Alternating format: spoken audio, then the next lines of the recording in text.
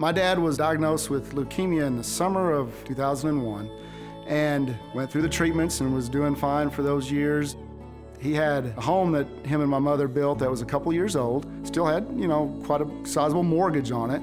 Well, I couldn't get him any additional life insurance due to his diagnosis. I had conversations with him and about I'd like to get more just to take care of my mother and myself and my brother.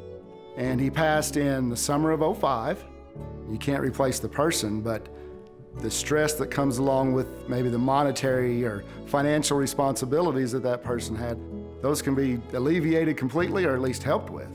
The younger you are, the more affordable it is, and then that whole conversation about saving your insurability. You're healthy today, the burden on your budget is going to be this. If we wait 5, 10, 15, 20 years, well, for one, it'll get more expensive as you get older, and then the chances of something happening to where your insurability is lost, that would be a terrible thing. Quality coverage can be obtained in most cases without too much stress on their budget at all.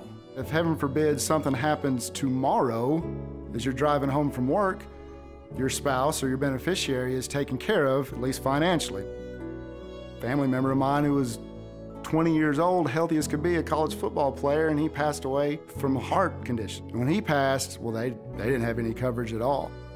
I know his mother and dad went through some stress on what we're gonna do because we want to have a proper burial and do this correctly. Well, they didn't have that policy to take that stress away.